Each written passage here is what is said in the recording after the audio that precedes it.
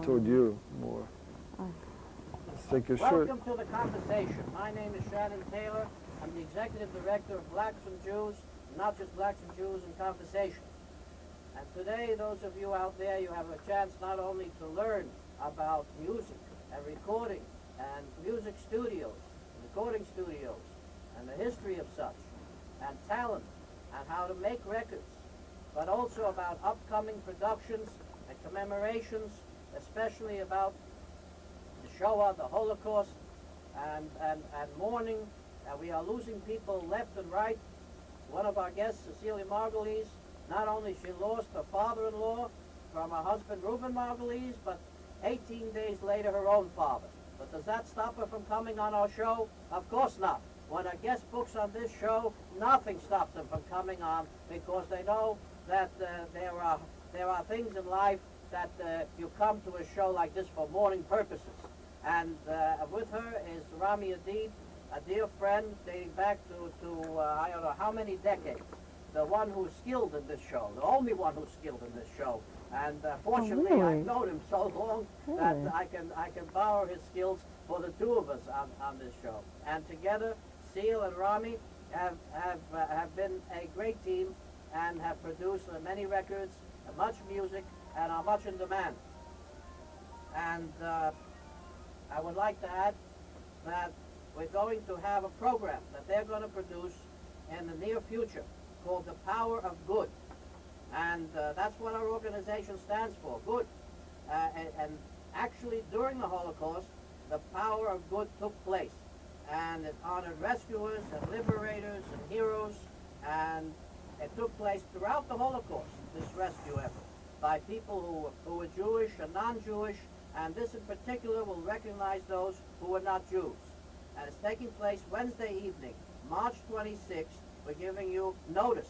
We've come into our own. We're giving you advance notice these days. Usually we let you know after the event.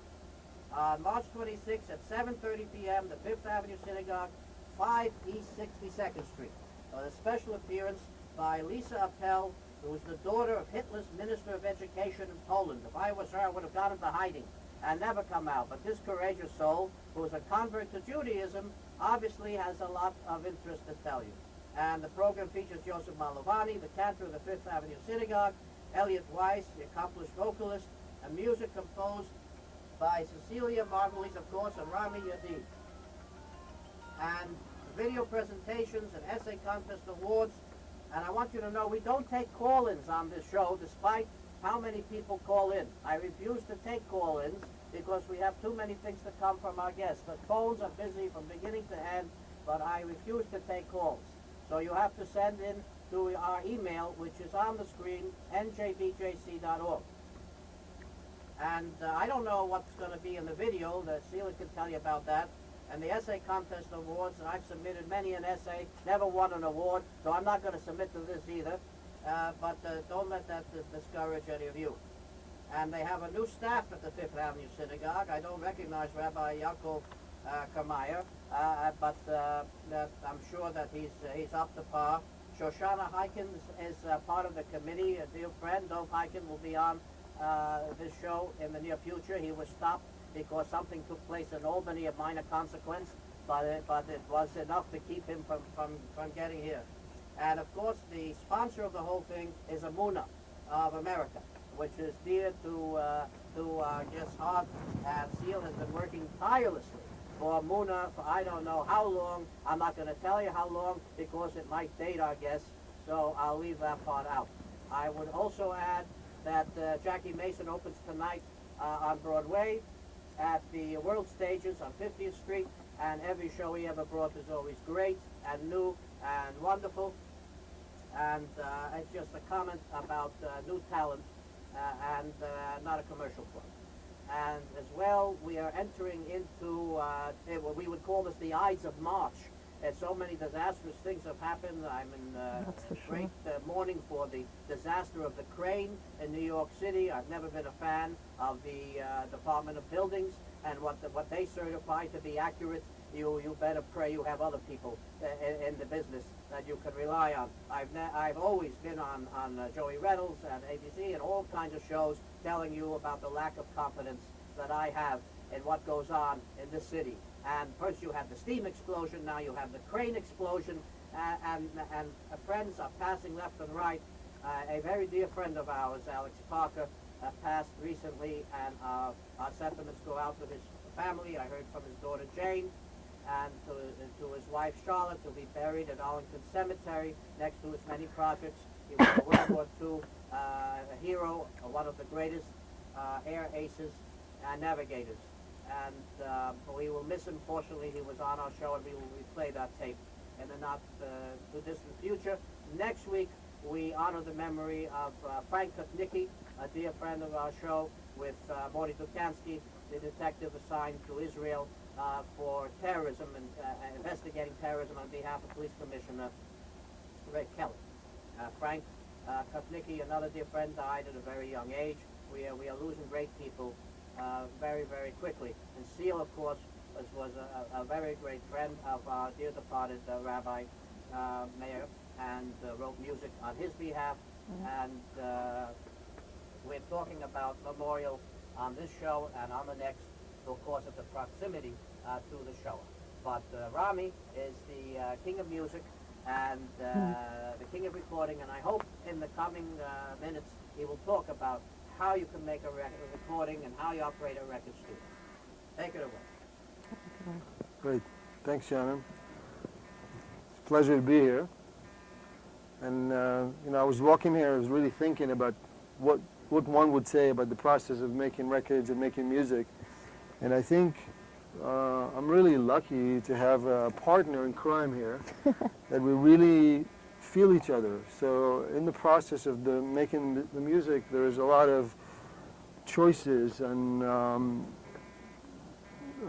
lot of creative choices that you can make that luckily we see eye to eye. Not always. Absolutely but not. I think that's actually what makes a real interesting creative process. I agree, yes. Usually it starts with an idea, either a text or a melodic riff or a percussive riff. And we're usually thinking about what we're trying to convey with the music, what we're trying to portray. Many times people would describe our work as emotional. Sappy? Sometimes you got that description too. But I think once we feel that there is a direction that is leading us in the right way, we both sort of, even not looking at each other sometimes, just know that we have something. Yeah, there's definitely a feeling that we connect at some point. We both know where it's supposed to go. It's really a process, Shannon. You don't start out knowing where it's going to go.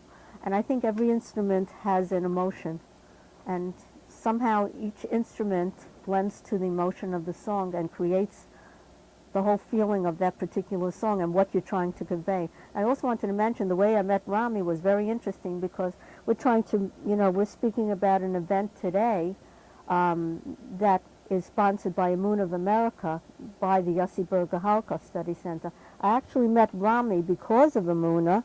I was doing a benefit for Emunah at a center on 57th Street. I don't remember where. I think it was an art gallery. And I met a friend of his at the time. She was managing the art gallery. And I happened to say to her, I had been writing music for a while and I was never quite happy. I had been going to several studios, shopping around for a arranger person to work with on my, and I asked her, and she mentioned Rami, happened to live in her building, and she herself was a singer, a very talented singer, and her name was Gail Hadani, not was, and she actually mentioned that I might hook up with him, and I did go to the studio, and I remember actually my first song, one of the first, you would find interesting, was about Pollard. Remember Jonathan Pollard, who was still sitting in prison, and we're all very upset of that, of course. and I had written a song, and I came to Rami, and that was really one of our early collaborations, I think. And we went from there, I think. Right, then there was another beautiful song that you presented to me called Last Night. Right. That ever since became a classic because a lot of people saw the power of this song, and there are school choirs who've been performing it, and we probably in the coming year or so might produce an album called Last Night. I Had a Dream. I Had a Dream, absolutely, which will feature a lot of our compositions having to do with the memory of the Holocaust. And Related to Holocaust. right.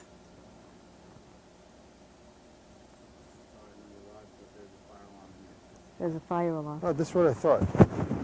All right, we gotta go because there is a fire alarm. Interrupt this, but we're going to have to continue because thanks to New York City again, there's a fire in the building. So in the middle of the Holocaust, in the middle of the whole, You know, it's very symbolic. Don't forget, the Remember power of Crystal good now. will preserve ourselves. Wednesday evening, March 26th at 7:30 p.m. Come to the Fifth Avenue Synagogue, 5 East 62nd Street. This is signing off right now, and we'll return where there's no fire.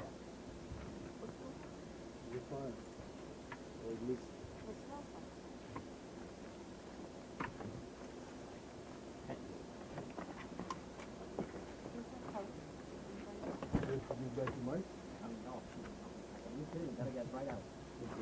Where's my Right coat? out. Take all your food. Where's my coat? Shannon?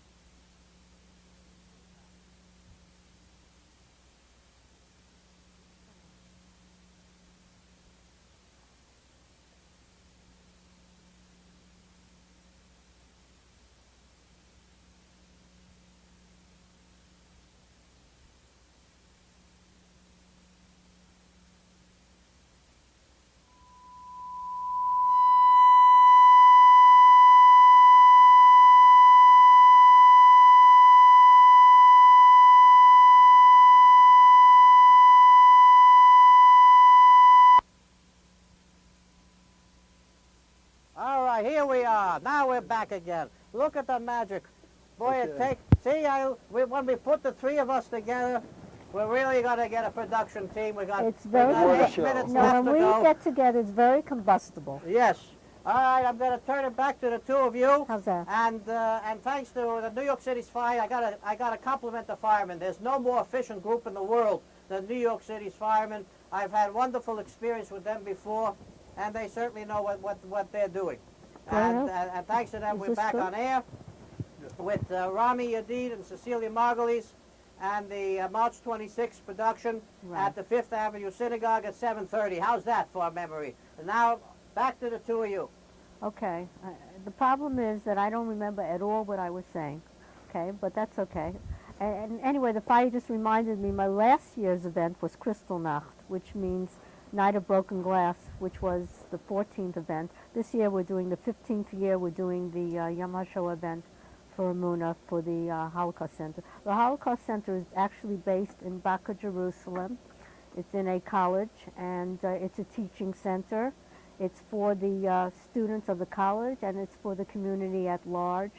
It's the purpose of the center. We dedicated it in 1987, actually. I was the chairman of the dedication. It was such a beautiful event. I remember there was singing and dancing and such happiness at the dedication. the windows, I don't know if you know Yaakov Agam. A great artist. Of He's a course, great. I know all the He artists. designed 14 windows in this center in the Holocaust. They're really beautiful windows. They're very colorful windows, and they depict the tragedy. At the same time, you see a break in the glass. There is color, which is hope, and there's a break in the glass which depicts the tragedy, and they really set the mood for the center. And this is basically why we're doing this event every year, to remember the Holocaust, to remind people, and to prevent, God forbid, something like this happening again. I myself, my parents are both survivors. My mother came from Lodz, Poland. She suffered the entire war from the day the war started in September 39 till liberation in Bergen-Belsen. She was immersed in Holocaust. She lost her entire family. My father came from Czechoslovakia, from a small town, Carpathia. He was a farming boy. He lost, from a family of 11, 7 brothers and sisters. He lost his wife. He lost his son. He lost his daughter. So obviously there's a reason why I'm involved. How could I not be involved? I'd like to talk a little bit about the pieces that we're going to be performing. Some of them would be actually a world premiere.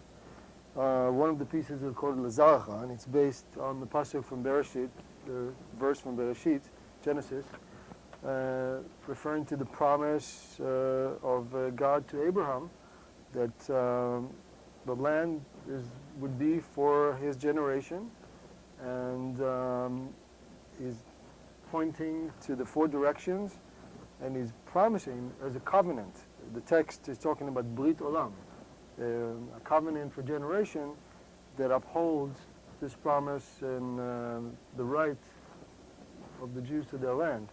This piece is interesting because it combines a cantorial recitative with a modern approach, but yet with a very Jewish feeling and content, and it's been produced with live strings and beautifully played instruments, and Cantor Malavani is the one who's going to be singing Lazarcha. And he's the cantor of the Fifth Avenue Synagogue, as well as a world-famous cantor. And the second piece is very interesting. It's called Rachem. The program is free, right? absolutely, Yeah, but donations are absolutely welcome, you know. And you are a not-for-profit organization. Right, absolutely, Go okay. ahead, Rob. The second piece that will be featured is called Rachem, which means in Hebrew, have compassion. That piece was taken from a composition of a prayer by Rabbi Shlomo Halberstam that was composed specially for the prayer for the memory of the Holocaust, martyrs. And we took the last verse, which literally says, Rachem al sheritenu, abetna mishamayim, have compassion on the people who were left and look upon us, and mourns the fact that we lost. There's a verse that says, Pi esek yotzei Mitzrayim, which means we lost in the Holocaust 10 times more the people who left Egypt. So I mean, it was a tremendous tragedy to the Jewish people. I liked one of the preceding verses, which said, essentially pour out your wrath, like we're going to say at Passover. And by the way, a happy Purim for this Thursday. Happy Purim. Yep. But it says you've got to scourge them, and you've got to get even with them, and you got that. Those are the preceding verses. Am I not right? Yes, you are right. And actually, we're looking at which lines to actually set to music. Cecilia's sensibilities and sensitivities was toward a conciliatory, compassionate manner rather than the wrath that probably was not going to lead us to the composition that we got to. I thought enough pieces have been written about the wrath. Now let's take a different angle, you know, and talk about... This is the composer's right. The composer knows what she or he is going to Right. be able to attune in the composition. That's why I never wrote a piece of music. I just played it. Well, we're using very different settings. We're using a duduk, which is an Armenian, East European kind of a flute, which is played masterfully by a woodwind player, Gilad Ronen, Israeli, very promising Israeli woodwind player, that as soon as you hear this haunting melody, it gives you a setting that sets a mood for the whole piece. It has a certain sadness in its sound. But yet it is powerful. Yeah. It is powerful. And we're sure that Kenzo Malavani will give a great rendition to this song. And then we're moving to a very interesting piece that's called Angels. And In this the is, Night. Yeah, you want to maybe talk about it? Yeah, Angels in the We Night. have about 20 seconds left. All right, Angels in the Night deals with the actual content of the evening, March 26th. We're honoring rescuers, liberators, and heroes, and the song is about angels, people that helped during the Holocaust, who rescued, who were heroes of the war. It could be a Gentile, it could be a Jew that helped a Jew, it could be anybody, it could be a liberator. It could be the fireman that helped us Come see us get on us Wednesday. back on. But come please on Wednesday night to the Fifth Avenue Synagogue, 7:30.